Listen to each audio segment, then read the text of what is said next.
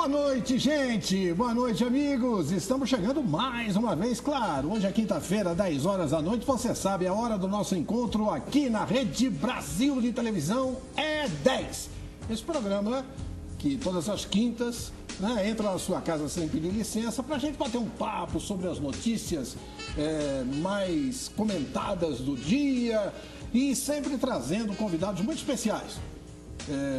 Pessoas que vão passar para todos nós, para vocês, para mim, para todos nós, experiências fantásticas de vida, de todas as vidas que já tiveram e de todas que ainda vão ter, essas pessoas maravilhosas, essas pessoas experientíssimas, essas pessoas que estão aqui para bater um papo com a gente e para nos enriquecer a todos. Eu tenho dois caras fantásticos aqui comigo hoje e gostaria de dizer que o telefone está à disposição, É o 2578, como é que é? 2578, 011, claro, área de São Paulo, antes que eu não esqueça, 2578-6000. 011-2578-6000, você de qualquer lugar do Brasil pode ligar pra gente, fazer pergunta para os nossos convidados, falar mal do programa, falar mal do seu vizinho, fala o que você quiser, fica muito à vontade, viu? Esse programa é conhecido por ter uma regra absolutamente imutável. Ele não tem regra alguma, certo? Dito isso, deixa eu apresentar meu primeiro convidado de hoje, um cara que eu gosto muito e que é muito, muito, muito competente naquilo que faz. Ele é o que, na época que eu comecei no jornalismo, em 67, isso há 40 e todos anos atrás, era chamado de repórter de variedades. Olha que nome bonito, Não, repórter de variedades. Eu era um repórter de variedades da editora Abril na época. Olha que coisa fantástica, Nem eu era o mesmo, nem a Abril era o mesmo, nem o jornalismo era o mesmo. Mas esse cara sabe tudo sobre vida dos famosos, sobre a arte de ser famoso e também a responsabilidade de ser. Aliás, eu queria exatamente enfocar isso com ele. Eu estou falando do meu querido amigo Marcelo Bandeira. Marcelão, obrigado. Eu que agradeço o convite, Décio. Depois dessa apresentação, nem durmo mais. Ganhei meu final de semana, meu feriado. É um prazerzaço. Eu acho que o nome do programa não podia ser melhor. É 10, você é 10. E é aquilo que eu já te falei anteriormente, Você é uma referência para aqueles que estão trilhando aí o caminho do jornalismo, os que falam, sobre o mundo dos famosos, os repórteres, de variedades. Então você realmente é referência para todo mundo. Repórter de variedades é ótimo. Assim, até pouco tempo também, Muitos ainda falavam sobre isso, Então eu acho que você é referência. Isso já foi um pejorativo muito grande, Foi. Já foi um adjetivo pejorativo muito grande, O cara dizia, não, mas você não é jornalista, você é repórter de variedades, Eu gostaria, porque para eles havia uma conotação assim de fofoca, fofoqueiro, E eu gostaria de saber, por exemplo, eu nem vou me aprofundar muito no passado. Ok. Falando de um passado não muito recente, mas de 2 décadas, por exemplo. Eu gostaria de saber como é que se chamavam os repórteres que diariamente cobriam o romance de Bernardo Cabral e da ministra Zélia Cardoso de Mello. Como é que eles poderiam ser chamados, Ao descrever que por debaixo da mesa eles trocavam pé com pé, perna com perna. Olha que romântico! Não, eles eram jornalistas seríssimos que estavam lá apenas no cumprimento do dever e a não informação desse romance poderia custar muito caro para a mãe pátria. E nós outros éramos repórteres de fofocas mundanas, simples mortais. Só que a gente vende revista. Isso não vem ao caso. Deixa eu cumprimentar com muita honra meu segundo convidado. É um cara fantástico, bonitão, cara, presença, E, além de tudo, ocupando um cargo importantíssimo. Ele ocupa o cargo de vice-presidente da OAB. Apenas isso. Estou falando de Dr. Marcos Costa. Tudo bom, Marcos? É um prazer estar aqui. O prazer é meu. Marcelo. Aliás, você disse tudo. O programa é 10. É um nome já inspirador. Para quem como eu que gosta de futebol, então tem uma conotação especial. Exato. Mas é uma honra, um prazer estar aqui com você, que é um grande nome, um dos maiores nomes da história Para com isso. da TV brasileira. Para com isso. É verdade. Mas é muito bom a gente ter pessoas, grandes especialistas em mistérios tão diversos, né? Tão diferentes, né? E ambos aqui presentes, e a gente vai poder discutir muita coisa que está rolando hoje. Cada um vai dar a sua visão aqui, e seguramente eu também vou meter minha colher nessa sopa, não tenha dúvida. Não tenha nenhuma dúvida quanto a isso. Marcelo, uma coisa que eu queria falar com você. Você, durante muito tempo, fez ao vivo aí, o Canal 21, né? A Band, exatamente. A Bandeirantes e tal. E você acabou tendo um problema recentemente num programa da Gazeta, foi isso? Na verdade foi um chamo de problema, foi um deslize, vai. Um deslize. Da Claudete Troiano. Assim, as pessoas, obviamente, quando me encontram, falam sobre esse assunto, que é o beijo, né? O vídeo que acabou virando um viral ano passado, que é o beijo para Leila Lopes. Isso. Nós estávamos folheando, já tinha morrido há uns 2 anos, né? E nós estávamos folheando a revista e ela estava tão entretida olhando que ela nem percebeu na hora, né? Sim, claro. E aí a gente estava falando sobre a Miss Universo, a Leila Lopes. Ela é da Angola, né? E aí ela na hora, a Claudete falou, nossa, nome parecido com a nossa Leila Lopes. E ela, onde anda? Por onde anda? Na hora, eu fiquei assim, alguns segundos, né? Meio que calado, esperando, tomara que não seja atriz. Aí ela veio atriz, falei, claro, ela faleceu. Então, assim, acabou virando realmente um viral. Muitas pessoas assistiram, viram um dos vídeos tem mais de 1 milhão de acessos. E acabou virando tema de alguns programas, acabou virando personagem. Então as pessoas até brincam hoje, né? Quando encontram, um beijo pra Leila. Vamos ver isso. Vamos ver. Olha, para quem não viu, eu sei que deu mais de 1 milhão de acessos, foi um sucesso tremendo na internet, tudo isso que o Marcelo falou. Mas para você que ainda não viu, você não quer ver com a gente? Vamos lá, roda o VT. Leila Lopes foi uma das novelas brasileiras. Eu achei tão engraçado, né, o nome Leila Lopes. Leila Lopes. Me lembrou da atriz Leila Lopes. Um beijo pra você, Leila Lopes. Onde será que anda a Leila Lopes? A qual? A Leila Lopes, atriz. Olha a tua cara. Ela faleceu? A desinformada. Faz um ano e meio. Nossa, menino, jura? Não fiquei nem Um ano e sabendo. meio, uns 2 anos. Na verdade. É mesmo? Eles trabalham com a hipótese de suicídio. Ah, meu Deus do céu, notícia triste. Você vê como às vezes a pessoa faz sucesso, não é? E aí aparece uma notinha assim em algum lugar, né, dizendo, olha, fulano... Não, mas na realidade foi assim...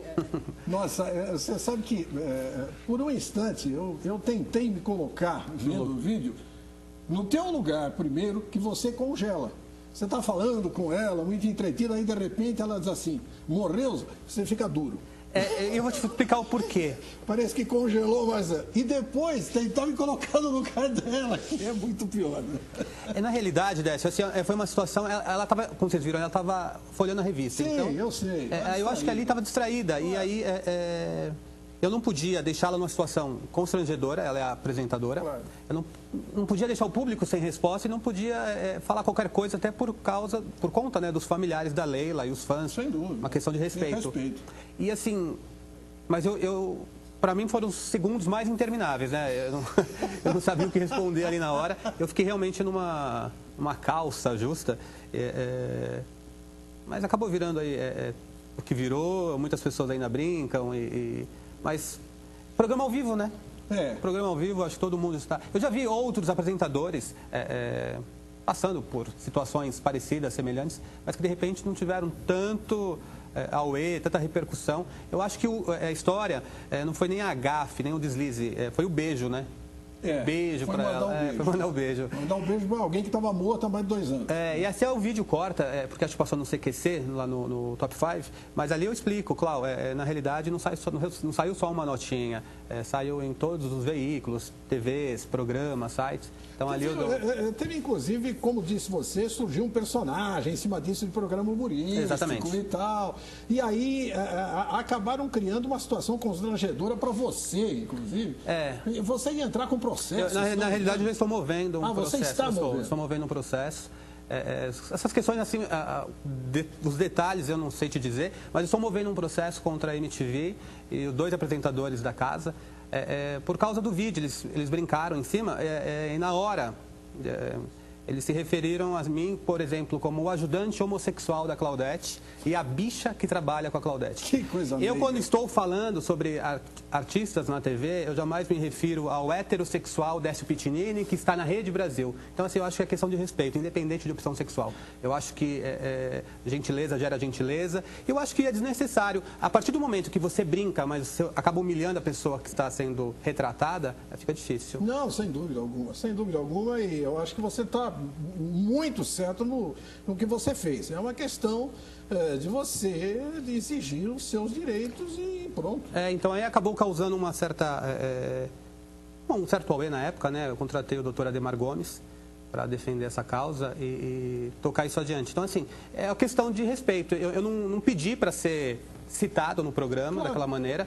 Sei lá, poderiam ter falado o ajudante ou o colunista, não precisava falar o que quisesse. Assim. Ou de repente nem falar nada. Mas da forma como foi, eu tenho família, né? Eu tenho mãe, tenho sobrinhas na idade que assistem a MTV e não ficou legal. Mas pode ter certeza que não é todo mundo que tem. Exatamente. Marcos, você é vice-presidente da OAB. A OAB que tem uma tradição maravilhosa, né? A OAB que tem a tradição, por exemplo, de estar sempre presente nos momentos mais duros dos anos de chumbo. A OAB que nunca calou a sua voz, mesmo debaixo da ditadura mais sangrenta, mesmo nos anos Garrastazu, mesmo nos anos do Geisel, né? Eu acho que mais sangrentos que esses é meio difícil a gente achar. Então, bom, o Estado Novo você ainda não tinha nascido, então esquece. Mas, de qualquer forma, essa OAB que tem você hoje como vice-presidente, você é candidato à presidência da OAB, é isso? Isso, mas deixa eu primeiro falar sobre ordem. A ordem completa 80 anos de existência. 80 anos, né? E ela começa em 1932 e começa a libertária, porque logo em seguida a criação da ordem, instalação da ordem, veio a Revolução de 32 e os dirigentes da ordem foram presos por ordem do governo central, governo nem federal. Poderia ser de outra forma. E de fato não há página na história do Brasil em que não houvesse a presença da ordem dos advogados. É um orgulho.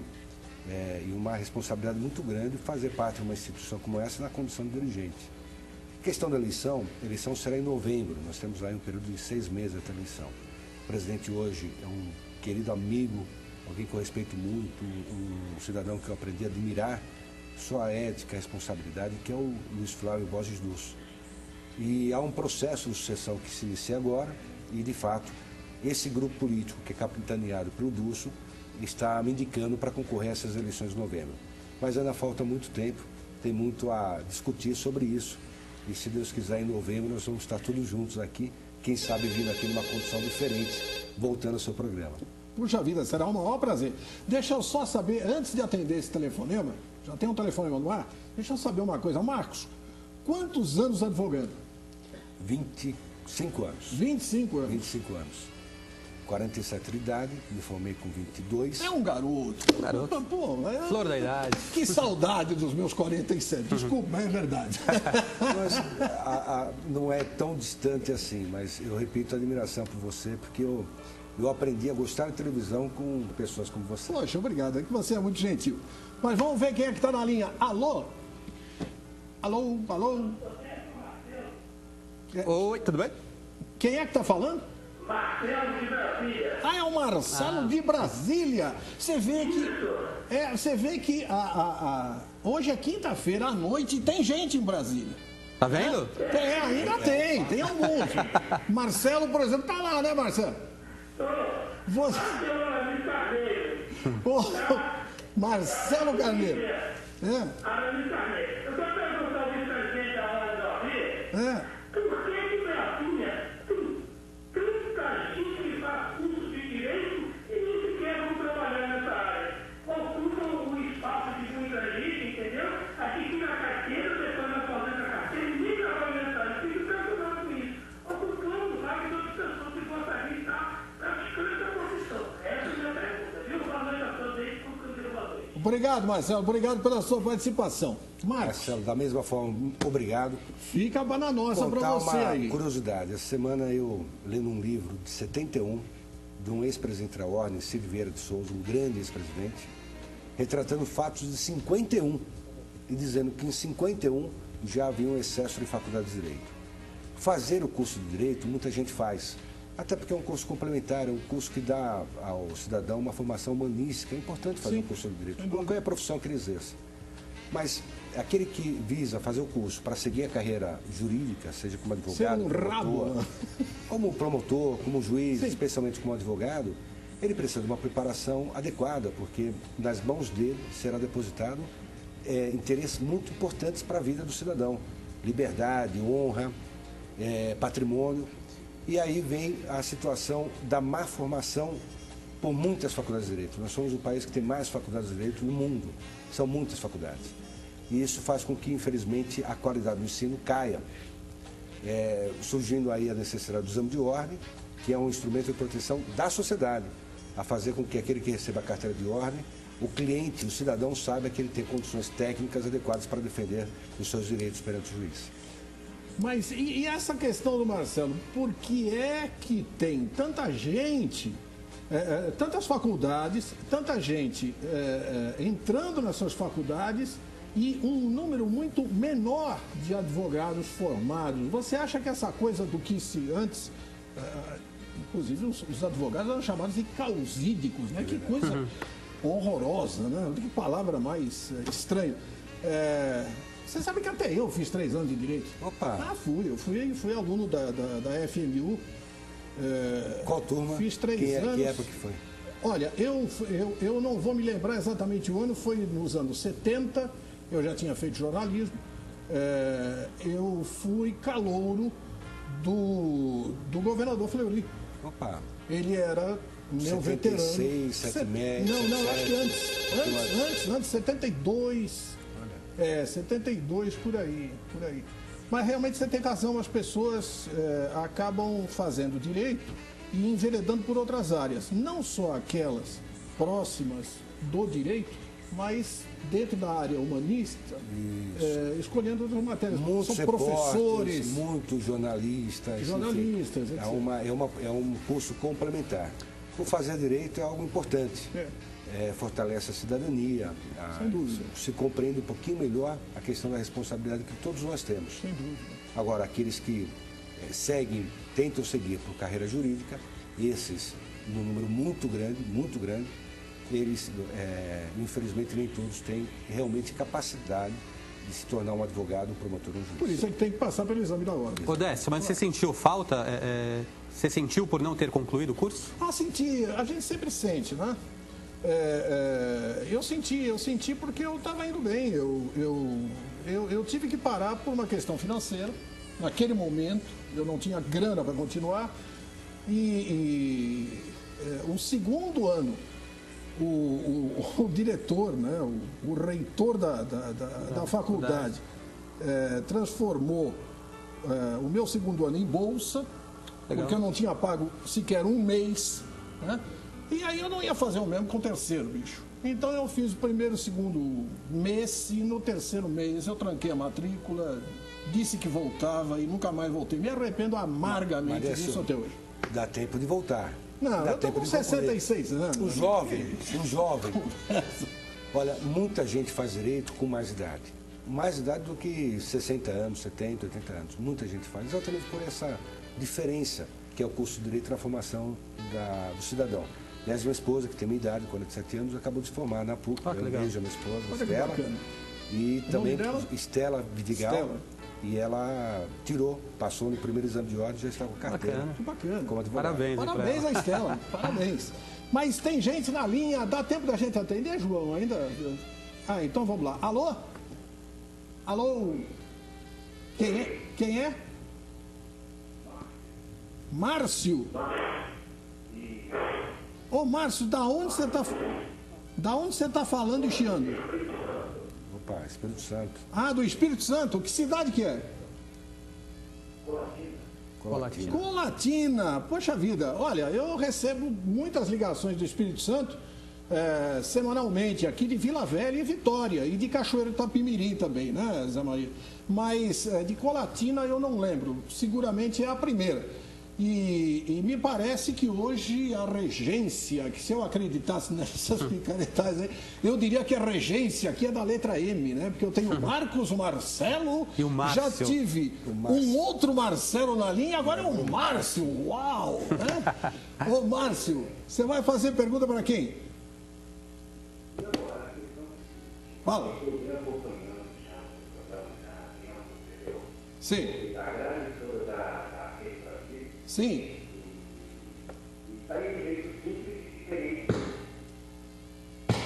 Pronto, você vê? Ele ia elogiar a carinha. Se ele fosse meter o pau, ficava até o fim lá, né? Era justificativa para o aumento, tinha... Exatamente. Eu ia dizer, tá vendo o que os caras falou? Liga de novo, Márcio. Ô, Márcio, pelo amor de Deus, liga de novo. Conclui. Mas você que ainda não ligou, 011 2578 6000. 011 2578 6000, ok? Liga para cá, faça pergunta para os nossos convidados, dê a sua opinião sobre os assuntos do dia, enfim, faça o que você quiser. Querer meter o pau no programa também, fique muito à vontade. Se quiser elogiar, melhor. Eu estou trocando duas críticas construtivas por um falso elogio imediatamente.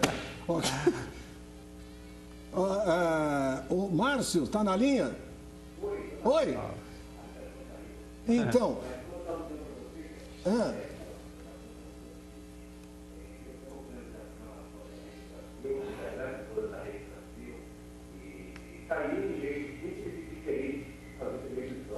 Poxa, obrigado.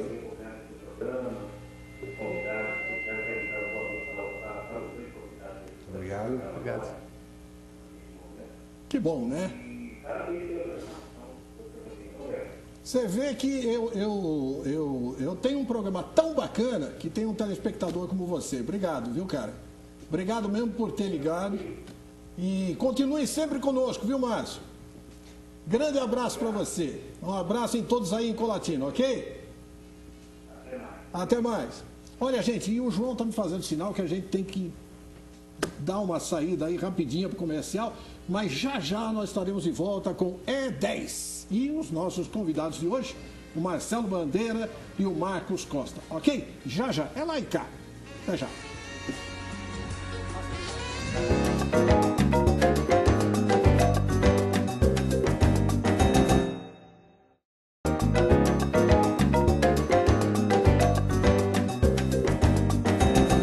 Falei para você que a gente ia voltar, voltamos, já chegamos aqui, estamos de volta com o Marcelo Bandeira, o doutor Marcos Costa, vice-presidente da OAB. Aliás, tem uma coisa que eu queria te perguntar, Marcos. Você é sempre muito citado e também você usa a internet, você usa as redes sociais de uma forma assim muito ativa, né? Por que isso? Você tem essa tendência, sempre teve essa tendência, como é que é? Sempre. Eu gosto muito de tecnologia. Sim. E dos reflexos na sociedade. Então eu estudo muito tecnologia, do ponto de vista jurídico. E aí, até para conhecer isso, eu me utilizo muito no instrumento. Rede social, todas elas. Orkut, Face, Twitter, e há muito tempo, desde que começou na década de 80. Mas isso você usa mais... Você usa mais no sentido de divulgar o teu trabalho ou num sentido mais teórico para o conhecimento da matéria? A autorização para conhecimento do trabalho, principalmente da OAB. Então, é importante para a sociedade, claro, e para o advogado especial e para a sociedade em geral saber o que a OAB está fazendo. Então, eu utilizo há muito tempo disso. Mas ao utilizar, eu vejo reflexo. Até que ponto é possível conscientizar as pessoas simplesmente disparando uma mensagem no Twitter. É muito interessante isso. E os aspectos jurídicos relacionados a esse tema. Esse caso que o Marcelo Bandeira comentou agora há pouco aqui com a gente, sobre esse processo que você, inclusive, está movendo contra apresentadores da MTV, né? Por uma questão de ofensa, né? Você, de uma forma geral, você já viu muito disso dentro do meio de comunicações? Muito, infelizmente muito. E agora potencializado... Essas coisas gratuitas, essas infelizmente bastante. Desairosas e gratuitas. E potencializado pela internet, porque uma coisa, o programa passava e se perdia no tempo. E com a internet não. A internet é possível a pessoa ver muitas vezes. Hit de mais de 1 milhão de acessos. Então, dando potencial às pessoas para qualquer discriminação. É muito grande. E isso é uma das questões que a gente coloca no que diz respeito à própria legislação da internet. Agora, o que a gente podia fazer? Porque aposto que esse processo... Há quanto tempo você está movendo esse processo, Marcelo? Então, o caso foi em setembro, né? O vídeo. O processo eu entrei em novembro, outubro, novembro. Então aí teve o recesso, com 5 né? meses. Exatamente. Mais ou menos, tá? Um bebê de 5 meses. Um bebê. Tá? Então, por que essa morosidade da justiça no Brasil? E antes de qualquer outra coisa, o que é que se pode fazer? Porque explicação a gente tem muitas. É verdade. Né? Eu queria saber o que é que se pode fazer efetivamente para acelerar o processo judicial. Nós temos 2 fases do processo. A primeira na primeira instância, Sim. quando o processo é construído. É lá que se produz prova, marca-se audiência, então ele demora mesmo um tempo a mais. Deveria demorar 1 ano, é um tempo razoável. O problema não está na primeira instância, está nos tribunais. O processo no tribunal, como ele chega pronto, ele deveria ser julgado muito rápido, 3, 4, 5 meses.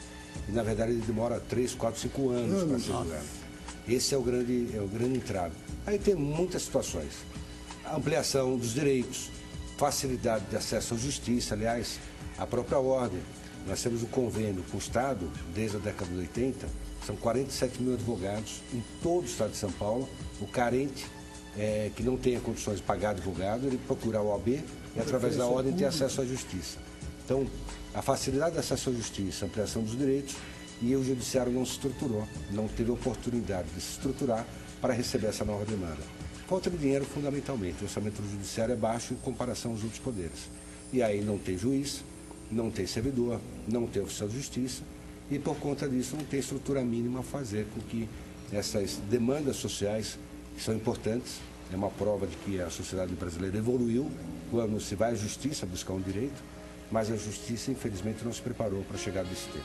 Mas, por exemplo, essa demora na resposta, você acha que pode influenciar, de repente, na hora do juiz avaliar o caso? Por exemplo, hoje não tem mais valor, já passou tanto tempo. Você acha que pode diminuir isso?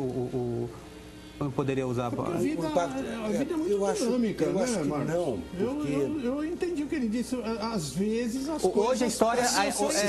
Hoje sensibilizaria menos o juiz. Exatamente, é isso.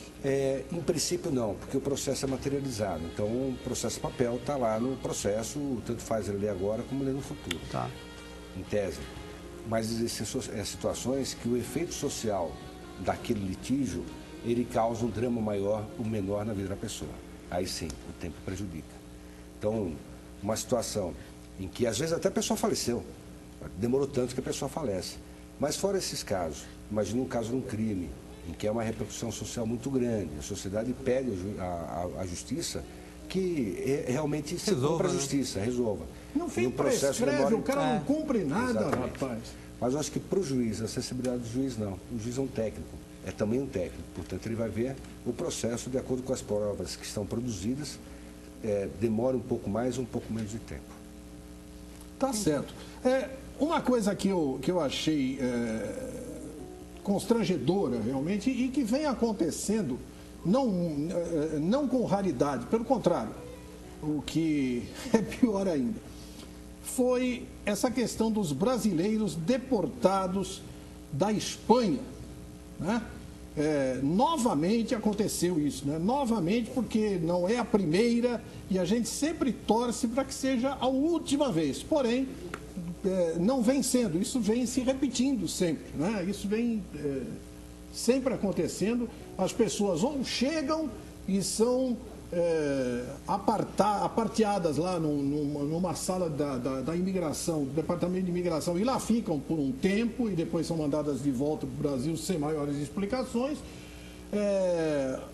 mesmo tendo apresentado as provas de que podiam se manter lá durante aquele tempo que queriam ficar, etc., com dinheiro, com hospedagem, etc., etc., ou se não, depois de um tempo são mandadas embora porque foram pegos como ilegais.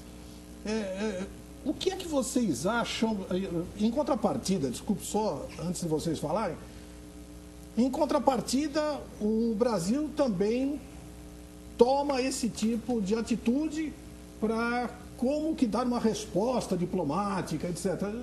Tudo isso me parece uma imbecilidade tão grande. É claro que quando falta, ou quando rareia a comida e a possibilidade de progresso na tua mesa e na tua vida, você começa a ter mais cuidado com quem passa na tua porta. Isso é natural do ser humano. Mas não é uma enorme bobagem tudo isso? É a minha pergunta. Marcelo Bandeira, o que você acha? Bom, quando se fala em Brasil, a gente espera tudo, né? De brasileiro, lá fora. Eu acho que é tão complicado dizer, né, Décio? Porque a gente está sempre ouvindo isso, a gente sempre lê em noticiários e parece que a coisa não tem uma solução. Uma solução. É difícil, né? A gente cada dia ouve essas histórias, são corriqueiras e assim, cada hora é uma história, uma coisa. E uma mais constrangedora que a outra. Uma pior que a outra. Então, assim, tem horas que acontece... São pessoas de idade, às vezes, que são separados dos outros familiares que conseguem entrar e aqueles... E foi bem o que você falou, às vezes, até mostrando, comprovando ali que está tudo ok, né, para entrar, tem o direito. É trágico. É triste. É triste, essa é a palavra. O que você acha? Primeiro, em relação à Espanha, lembrar que os espanhóis ajudaram a construção do Brasil. Eu nasci no Brás, aquela região tem muitos espanhóis. Portanto, o relacionamento... Eu fui criado ali perto, no Paris. Então, do lado. Agora é La Paz, ali, né? Mas verdade. houve uma época em que era chamado bairro do Paris, né? Depois, agora é La Paz. Mas, então, o relacionamento sempre foi muito bom. O que acontece é que os países, governos, situações levam os países a ter um controle maior de acesso às suas fronteiras. O que pode fazer o Brasil? É a questão da reciprocidade. A única alternativa que o país tem é exigir ou oferecer a reciprocidade. Isso não cria um clima horroroso, Marcos? Não tem outra alternativa. Absurdo, né? A outra alternativa Só sentindo na pele, né? E não tem outra alternativa, porque o cidadão que vai... O visto não representa uma autorização de acesso ao país. Exato. Então, o fato de ter um visto não significa que ele vai ser autorizado. Claro. Nós passamos por momentos difíceis no mundo inteiro, questão do terrorismo, a Europa inteira em crise. Principalmente a questão economia, né? Principalmente a economia, a questão de acesso de outros povos à Europa, com benefícios sociais que a Europa não consegue mais pagar, né? Isso leva a um controle maior. O que é possível o Brasil fazer? Oferecer o mesmo tratamento. E na via inversa, está acontecendo com os Estados Unidos. Né? Os Estados Unidos, que durante um bom tempo fazia com que se tornasse muito difícil conseguir até mesmo um visto. Hoje, os Estados Unidos, até pelo poder econômico do Brasil, graças a Deus, pelo poder de compra dos brasileiros, os Estados Unidos, a tendência agora é facilitar, até se fala na derrubada do visto, não precisar mais de visto para entrar nos Estados Unidos. A gente fala, está abrindo as portas, né? No mínimo. É verdade. Mas só falando sobre isso, Décio, não te cortando, desculpa. Mas eu fico super feliz também quando eu vejo em noticiário, quando o Brasil também toma partido e quando a pessoa chega sem a documentação correta, quando a gente vê isso nos noticiários, né? É aquilo que eu falo, sentir na pele mesmo. Então, sem dúvida. É que a gente dá valor realmente a... Sem dúvida. Você pega uma viagem de 10, 12 horas de voo, chegar lá, ficar esperando algumas horas. Numa salinha. Para o cidadão chegar para você e falar assim, sinto muito, você vai ter que voltar, tem que pegar o voo de volta. Não é uma situação fácil. Depois eu vou contar para vocês uma saia justa que eu enfrentei em Nova York, bicho, que... Bom, mas depois a gente fala nisso. Vamos ver um VT sobre esse problema dos brasileiros deportados. É da RB, né? Então vamos lá. As malas ainda não foram desfeitas. Esta manicure de 65 anos tenta se recuperar da vergonha de ser barrada na Espanha. Eu não quero passar vergonha de canto nenhum, eu sou honesta. Maria de Lourdes e estas duas irmãs foram visitar as filhas, que já moram há mais de 30 anos em Madrid. Djanira, de 75 anos, já fez 2 viagens à capital espanhola. Se surpreendeu com o tratamento desta vez. Falou para eles que nós tínhamos diabetes, Coitados. que nós precisávamos tomar o remédio na hora certa. Na hora que dava, na hora de nós pegar o remédio, ia lá falar com eles. Aí barra a mão assim, peraí. Ana, de 65 anos, fez questão de mostrar os documentos e o dinheiro que levou. Ela conta que as autoridades do aeroporto de Madrid não forneceram nem comida nem bebida na terça-feira, dia em que foi mandada de volta ao Brasil. Deu meio copo de café amargo. E a gente veio comer um pouco no avião. Eu já estava tremendo. O consulado do Brasil em Madrid confirmou que 15 brasileiros foram deportados e não conseguiram entrar na Espanha no último domingo. O Itamaraty ainda informou que a maioria do grupo não teria apresentado os documentos requisitados pelos espanhóis, como a carta convite e a comprovação dos recursos para arcar com os gastos durante a estadia no país. Reserva de hotel, cartão de crédito com a última fatura, além da passagem de ida e volta, são os outros pré-requisitos exigidos pela Espanha. Neste mês, o Brasil começou a adotar o princípio da reciprocidade. Assim, os turistas espanhóis deverão ter o mesmo tratamento que recebem os brasileiros ao desembarcarem no país europeu. Pois é o velho problema. Eu disse que eu queria citar um caso que aconteceu comigo, mas é uma coisa terrível. Eu não sei se vocês já encararam essa saia justa. Eu já. Eu fui um dos jornalistas convidados para acompanhar o Pelé a Tóquio no ano de 2002, um pouco antes da Copa do Mundo. O Pelé ia fazer uma inspeção nos estádios japoneses e eu fui um dos jornalistas convidados a ir junto. E nós pegamos um voo aqui em São Paulo, tudo bem, da American, né, Airlines e tal, só que o voo atrasou para sair, porque Brasília estava aquele problema do Sindata e tal, e o avião demorou para sair. Obviamente, tudo que ele demorou aqui para sair, avião não dá para se acelerar, entendeu? Não pisa mais fundo, não dá, ele tem velocidade de cruzeiro, pô, né? Então, tudo que ele atrasou aqui, ele chegou lá atrasado. Ele era para chegar às 5 da manhã, chegou às 6h30. Eu perdi a conexão para Tóquio.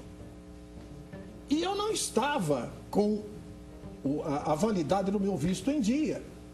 Visto de território americano. Até porque eu ia sair de um avião e ia entrar no outro. Eu não ia pisar em território americano. Eu ia passar por dentro da imigração direto para o próximo avião. Ia pegar a conexão para Tóquio e ia continuar. E aí não me preocupei, nada. Meu visto americano tá vencido, deixa vencer. Bom, teve alguns outros paspalhos como eu, né? Aliás, 7 outros. Nós éramos em 8. E fomos os 8 encaminhados pelas autoridades norte-americanas, que tinham acabado meses antes de sofrer o atentado de 11 de setembro de 2001. Então, ainda estavam com a ferida aberta. Fomos encaminhados para uma sala onde nós tivemos que ficar sentados numa tábua que estava pregada na parede, à guisa de banco. Era uma coisa desse tamanho. Eu não tenho bumbum grande, não estou me queixando nem do tamanho do bumbum e nem do desconforto, mas aquela tábua era desconfortável para qualquer pessoa. E nós passamos algumas horas ali sentadas, enquanto as pessoas decidiam o que fazer conosco. E éramos vigiados por um cidadão com uma farda camuflada. Eu me sentia assim, sei lá, um Vietcong, né? Um cidadão com uma farda camuflada, aquela boina de lado e um rifle na mão apontado para baixo. Olha, se tivesse uma... Eu fico imaginando, se tem uma pulga na cueca do cara, eu tava sem pé hoje. Porque se a pulga faz pim e ele puxa o gatilho, sei lá, tinha um rombo no chão do avião, meu pé ia junto. ou outras partes quaisquer. Finalmente, nós fomos embarcados para Tóquio e um dos assessores do Pelé estava na mesma situação e estava com a gente, né?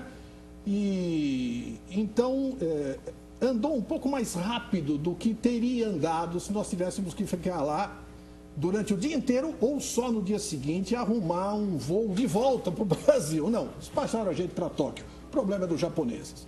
E mais 12 horas de voo, nós estávamos descendo em Tóquio e lá pudemos cumprir a nossa agenda de trabalho. Só que eu posso dizer para vocês o seguinte, aquelas 4 ou 5 horas que eu passei naquela sala do aeroporto de Nova York, no John Fitzgerald Kennedy, não foram de brincadeira. Felizmente, voltei para lá tempos, sei lá, pelo menos mais 3 vezes, e foram passeios maravilhosos, a trabalho também, foi um trabalho maravilhoso, mas numa outra esfera, aí com o visto em dia, com o visto de trabalho em dia, não só o de turista, o de trabalho também, para poder trabalhar nas ruas de Nova York e tal. Então aí foi tudo bem. Agora, meu amigo, tá numa situação dessa, uma sensação horrorosa, né? Uma bananosa. Imagino. Posso te garantir. E sem ter o que fazer. E sem dever nada para ninguém. Você tá naquela porque tá. Né? E não ter o que fazer. E não ter o que fazer. Você não pode telefonar para ninguém, você não pode entrar em contato com você, não tem nada para fazer. Né? E agora, no sentido inverso, a lei da Copa. Uma das questões que se coloca é que o Brasil abre mão de sua soberania em dizer que aceita não entrar no território brasileiro. Ah, sim. Quem vem nesse ambiente da FIFA, da Copa do Mundo, o Brasil é obrigado a receber, independente da condição dessa pessoa. Aí é o exemplo oposto, né? Você tem que abrir mão da cidadania, da sua soberania, perdão, em função do evento esportivo. É bem complicado. Deixa eu ver quem é que está na linha. Alô? Alô? Alô? Alô? Oi. Oi, quem é? Oi. É Ana Maria de Osasco. Ana Maria de Osasco. Você vai bem, Ana Maria?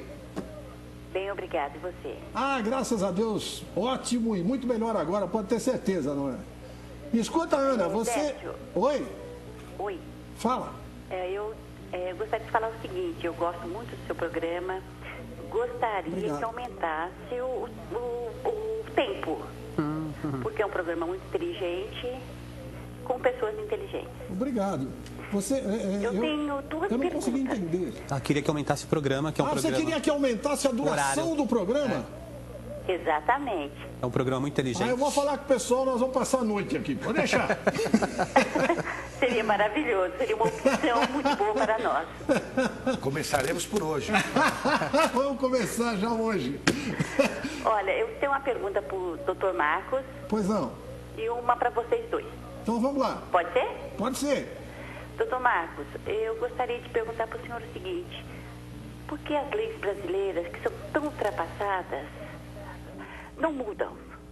O que precisa ser feito para que mude o código que está antigo?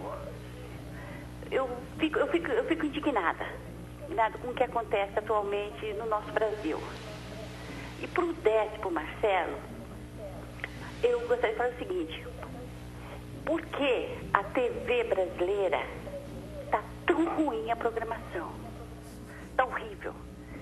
A gente está procurando, zapeando, para conseguir ver alguma coisa.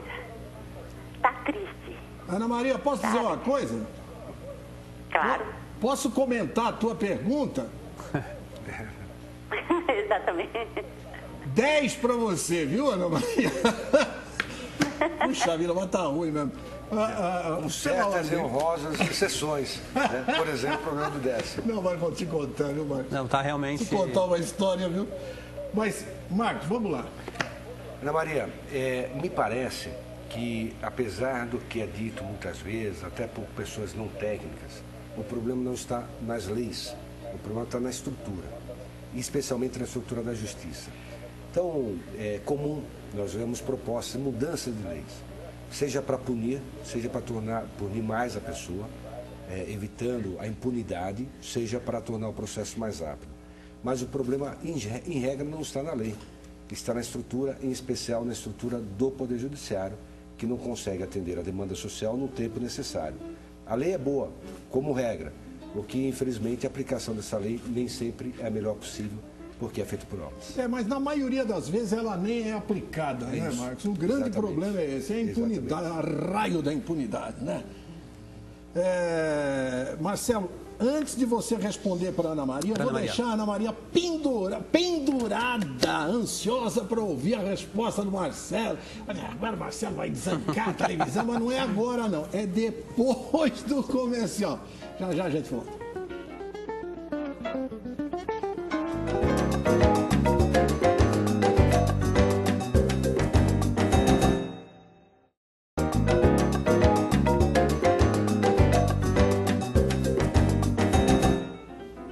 A gente está de volta com o Dr. Marcos Costa e com meu querido companheiro, o Marcelo Bandeira, que agora vai falar com uma telespectadora nossa, Ana Maria, né, de Osasco, que ligou para cá e fez uma pergunta sobre a programação televisiva, né, Ana Maria?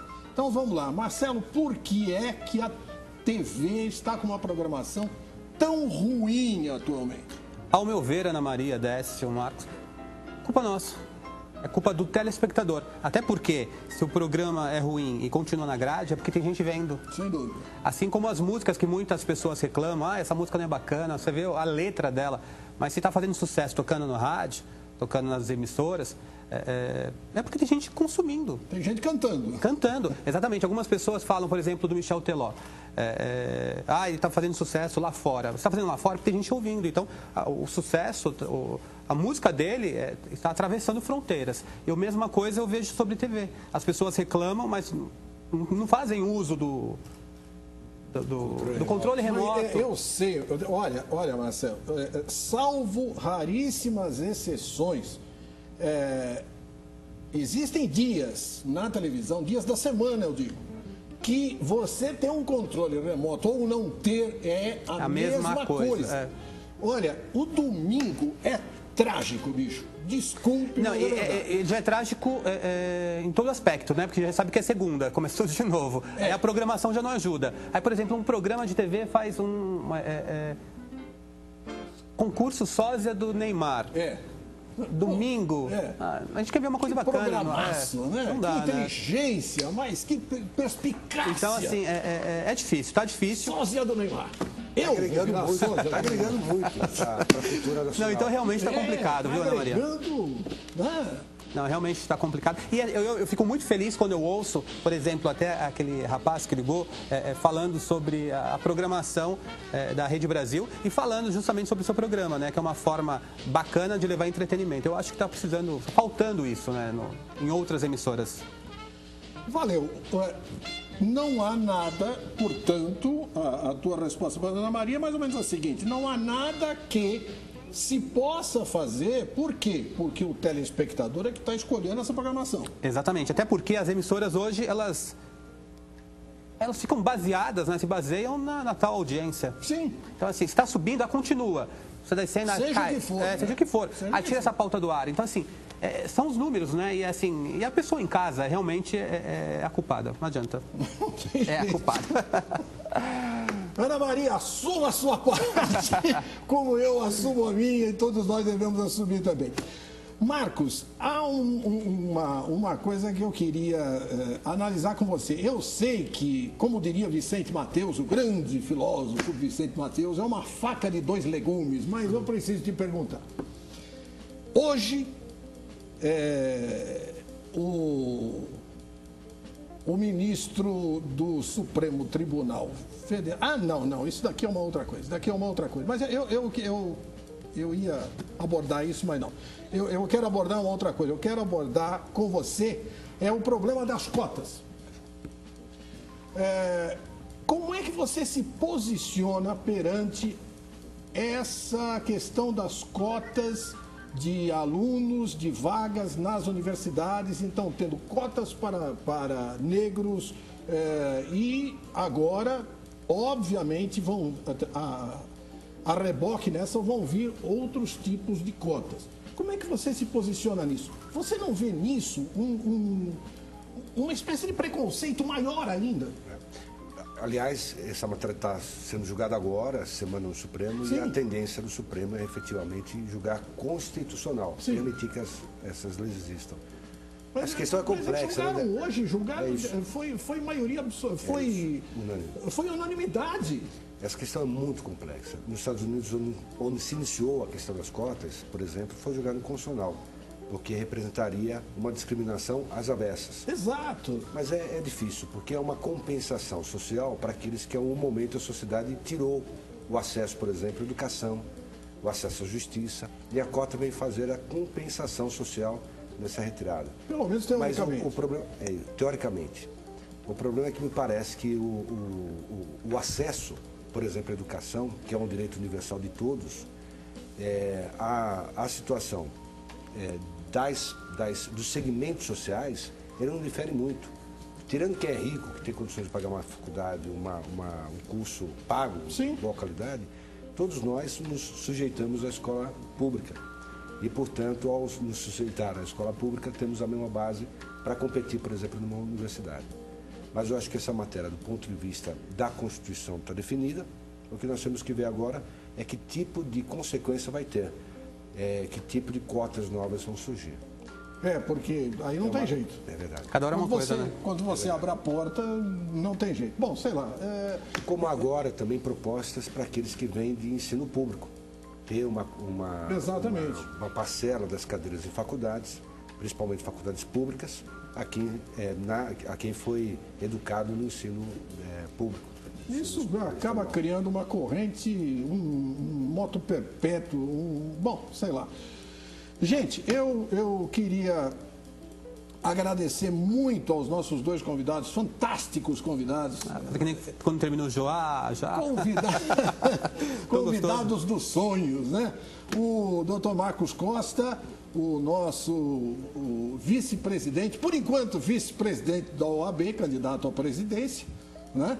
E ao jornalista Marcelo Bandeira, meu querido amigo, que me deu a honra de hoje vir fazer o programa com a gente. Eu queria deixar o site, sei lá, o Twitter, o que vocês quisessem. Marcelo, fala. Bom, é futrico.com.br, que fala sobre os famosos lá. No Twitter é Cello Bandeira. Cello Bandeira, que já tem Marcelo Bandeira lá. E lá no Facebook é Marcelo Bandeira. Então não tem erro. É isso aí. E me permita, eu vou deixar da OAB. Por favor, quem vai ter por favor, notícias, é claro. oabsp.org.br. oabsp.org.br. Lá vai ter acesso ao Twitter, ao Face, enfim, a toda a rede social. Ok. Obrigado pelo Marcelo, convite. obrigadíssimo. Adorei fazer parte da roda. E volte sempre que você quiser, que a gente aqui acaba se entendendo. Bora. Ok?